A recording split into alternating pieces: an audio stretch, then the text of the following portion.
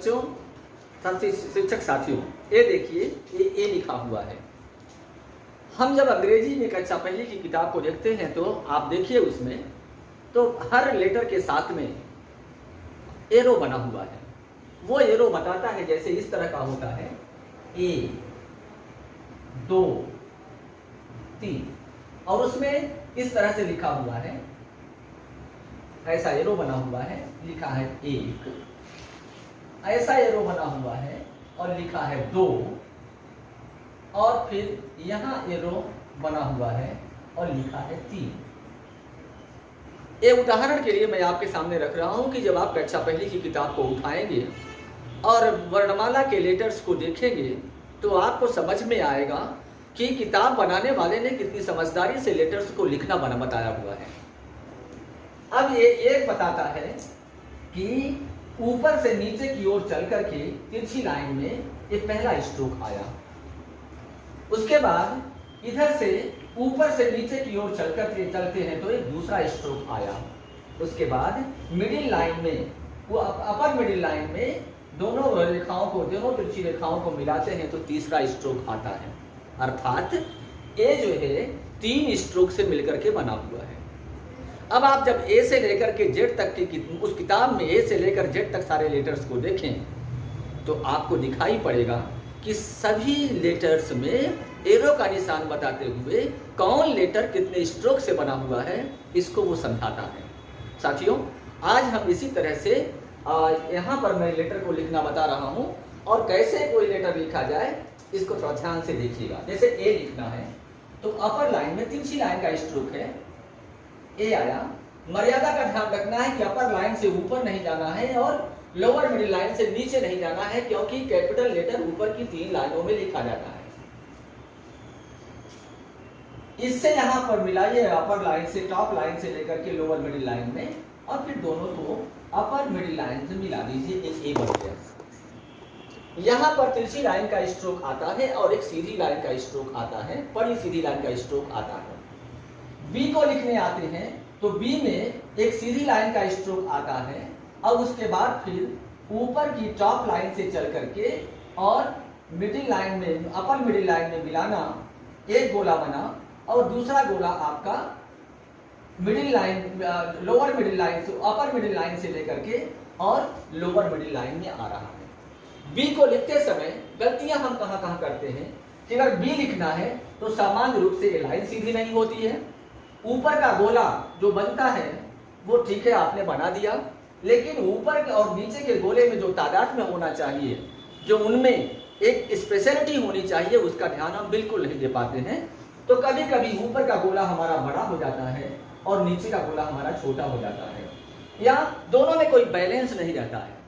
साथियों, यहाँ मैं आपको बता देना चाहता हूँ कि यदि आप अच्छी राइटिंग चाहते हैं तो सबसे पहले तो आप ये समझ लें कि आपकी राइटिंग में कोई भी लेटर लिखते समय एक कोई भी स्ट्रोक जैसा आ रहा है, एक लेटर में आ रहा है, वैसा ही सेम टू सेम साइज का वही स्ट्रोक यदि दूसरे लेटर में आ रहा है तो उससे बड़ा या छोटा नहीं होना चाहिए, लगभग उतनी ही साइज का होना चाहिए। जैसा कि मैंने बताया आपको कि बी में जो ऊपर वाला गोला है, यदि आपने इसको इतना यहाँ बना लिया तो नीचे वाला गोले की साइज क्या होनी चाहिए, तो आपको समझ में आना चाहिए कि बी का यदि हम नीचे वाला हिस्सा मिटा दें तो ये हमको पी मिल जाता है। अब ये जो पी मिल रहा है आपका, जब भी आप पी लिखेंगे तो पी का गोला आपका इतना ही बड़ा होना चाहिए। ऐसा न हो कि बी में आपने ऊपर वाली लाइन में जो स्ट्रोक बनाया हुआ है गोले का, ऐसा न हो कि पी आने पर वो उसकी साइज थोड़ा बढ़ जाए या घट जाए। जब बी का नीचे वाला गोला बनाते हैं तो वहां पर हमको ध्यान देना जरूरी है कि बी का नीचे वाला गोला ऊपर वाले गोले से या तो थोड़ा सा आगे रहे या उसके बराबर में रहे, लेकिन उससे कम नहीं होना चाहिए और उससे बहुत ज्यादा भी नहीं होना चाहिए। यदि आप इस बात को ध्यान में रख लेंगे तो निश्चित रूप से आपका बी जो है सुंदर हो जाएगा। आती है बात सी की। सी जो है एक गोले का स्ट्रोक है, इसमें गोले का स्ट्रोक आता है, लेकिन सी बनाते समय कई बार हम लोग बहुत सारी गलतियां कर जाते हैं, उसकी बारीकियों को नहीं समझते हैं कि सी को बनाते समय कौन कौन सी बातों पर ध्यान दिया जाए। सी बनाते समय ऊपर से चले आप टॉप लाइन से, उसके बाद आपने गोला बनाते हुए लोअर मिडिल लाइन में आए अब सी का ये जो आपका दोनों मोड़ हैं, ये लगभग दोनों एक सीध में अगर आते हैं तो यानी कि सी आपका अच्छा बनेगा। कहीं ऐसा ना हो कि सी लिखते समय यहां से तो आपने शुरू किया लेकिन इतना आपने बना दिया और बोले सी बन गया, नहीं। क्योंकि अगर सी का ये वाला मोड़ यहां आ रहा है तो दूसरा मोड़ उसकी ही सीध में जाए, तब जाकर के सी आपका अच्छा बनेगा। आती है बात डी की। साथियों, जैसा कि मैंने कहा था, डी दूसरा लेटर है जहां पर की सीधी लाइन का स्ट्रोक आता है। यदि बी में ही सीधी लाइन की स्ट्रोक की आदत आपने डाल दी और आपके दिमाग में है कि कितने लेटर्स में आने वाला है, जैसा कि मैंने आपको बताया था कि लगभग 16 लेटर ऐसे होते हैं जहां पर की सीधी लाइन का स्ट्रोक आता है। यदि बी में आपने सीधी लाइन का स्ट्रोक अच्छा बना दिया तो उस बच्चे की सीधी लाइन के सारे लेटर्स जो है अपने आप सुंदर हो जाएंगे। अब अगर बी में उसने सीधी लाइन का स्ट्रोक आपने सिखा दिया है तो डी का तो आपने काम ही कर दिया, पूरा काम खत्म हो गया। डी में सीधी लाइन का स्ट्रोक आया और फिर उसके बाद जो है एक गोला आया, जैसा कि आपने सी में बनाया हुआ था, तो सेम टू सेम आपका ऐसा होना चाहिए। आती है बात ई की।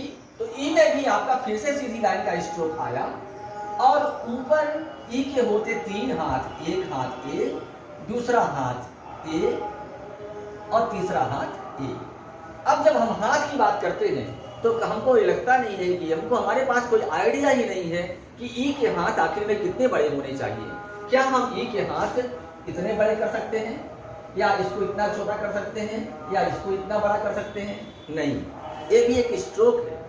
अगर ये स्ट्रोक है तो एक लेटर में आप जितना इस बड़ा स्ट्रोक, जितना बड़ा हाथ आप ई में डाल रहे हैं उतना ही बड़ा स्ट्रोक सीधी लाइन का, बड़ी लाइन का आपको अगले लेटर में डालना पड़ सकता है। तो इसलिए उसको यहाँ पर ध्यान देने की जरूरत है कि ई के तीनों हाथ बराबर होने चाहिए। अब आई बात एफ की। तो देख लीजिए लगे हाथ कि आ गया फिर से सीधी लाइन का स्ट्रोक, एक हाथ और दूसरा हाथ, यह बेचारा 2 हाथों का। अब आई जब हम हाथ की बात करते हैं तो ऐसा नहीं कर सकते कि ई में आपने जब हाथ बनाने शुरू किए थे तो आपका हाथ बड़ा हो गया और एफ में आपने छोटा कर दिया। ऐसा नहीं कर सकते आप, क्योंकि वही स्ट्रोक ई में आ रहा है और वही स्ट्रोक एफ में आ रहा है, इसलिए दोनों की साइज में कोई अंतर नहीं होना चाहिए। जी की बात आई। यदि बच्चे से आपने पहले से ही सी बनवा दिया है तो आपको बहुत दिक्कत नहीं जाएगी, उसको एक अच्छा सा सी बना लेने दीजिए और उसके बाद फिर यहाँ से अपर मिडिल लाइन से एक सीधी रेखा खींचिए और उसके बाद फिर यहाँ करिए जी का पैर पेट के अंदर। हमारे अपने रीवा जिले में जब बच्चों को जी सिखाते हैं तो जी का पैर पेट के बाहर। आप देखिए, आप देख लीजिए अपने स्कूलों में कि सारे के सारे बच्चे जब लिखते हैं तो जी का पैर जो है वो हमेशा पेट के बाहर रहता है, जबकि कक्षा 1-2 के प्रशिक्षण में ये बताया गया है कि जी का पैर पेट के अंदर। तो इस बात को ध्यान में रखेंगे कि जी का पैर जो है वो पेट के अंदर होना चाहिए। आई बात एच की। तो एच में 2 सीधी लाइन के स्ट्रोक और एक जो है मिडिल लाइन में, अपर मिडिल लाइन में बड़ी लाइन का स्ट्रोक। एक कितना बड़ा होना चाहिए? अब ऐसा भी नहीं है कि एच में आपने 2 सीधी लाइन बना दी और ये वाली लाइन कितनी भी बड़ी हो जाए, नहीं। ये हाथ कितना बड़ा होना चाहिए? जितना बड़ा आपने एफ में इस्तेमाल किया है उतना ही बड़ा आपका एच का भी मिडिल लाइन का, सीधी लाइन का स्ट्रोक होना चाहिए। आई बात आई की। तो ये आई में फिर से आया सीधी लाइन का स्ट्रोक, कुछ नहीं करना है। आई खड़ा है खंभे जैसा। जे आया, जे में भी सीधी लाइन का स्ट्रोक आ रहा है और लोअर मिडिल लाइन में आकर के थोड़ा घूमता है और यहाँ पर हल्का सा छतरी दे देते हैं, तो जे बना छतरी का डंडा। के की बात आई तो के में भी आपका सीधी लाइन का स्ट्रोक आता है और फिर आप मुंह बनाते हैं के का, तो के मुंह का भी वही हाल होता है। के मुंह को बनाने में हम लोग बहुत सारी गलतियां करते हैं।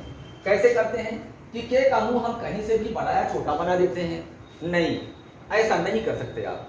जितना बड़ा आपने ई का हाथ बनाया हुआ था लगभग उतनी ही दूरी से मुंह बनाना आपका शुरू होना चाहिए।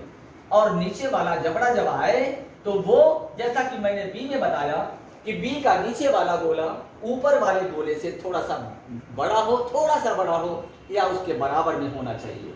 उसी तरह से के का जब मुंह बनाते हैं तो के का नीचे वाला जबड़ा या तो ऊपर वाले जबड़े के बराबर में हो बराबर में हो या थोड़ा सा आगे भी चल सकता है, लेकिन ऐसा आपका के नहीं चलेगा।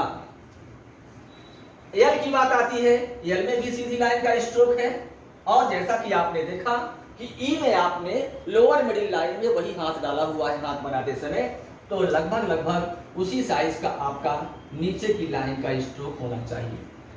आती है बात यम की, तो यम में दो सीधी लाइन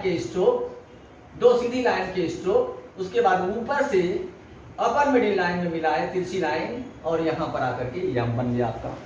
यम की बात आई तो दो सीधी लाइन उतनी ही दूरी जितना कि आपने यम में बनाया हुआ था, और उसके बाद इस तरह से आपने मिला दिया। ओ की बात आती है, एक गोले का स्ट्रोक है, एक अच्छा सा गोला अंडाकार बनना चाहिए, सीधा गोला।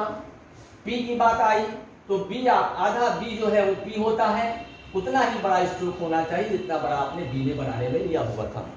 आती है बात क्यू की, तो क्यू में आपने यदि बच्चे से ओ अच्छा बनता है तो उसका क्यू भी अच्छा बनेगा, क्यू की होती छोटी पूंछ।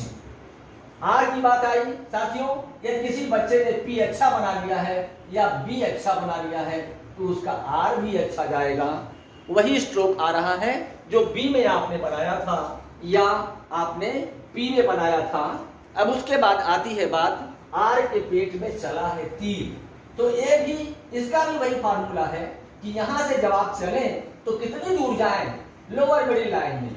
ऐसा नहीं है कि यहां से आप यहां आ जाएंगे, ठीक है, या यहां से आप यहां आ जाएंगे, जैसा कि मैंने बी में बताया हुआ था कि या तो इसकी सीधे में आइए या थोड़ा सा इसके आगे जाइए, लेकिन पीछे बहुत आगे नहीं जाना है या पीछे नहीं रहना है।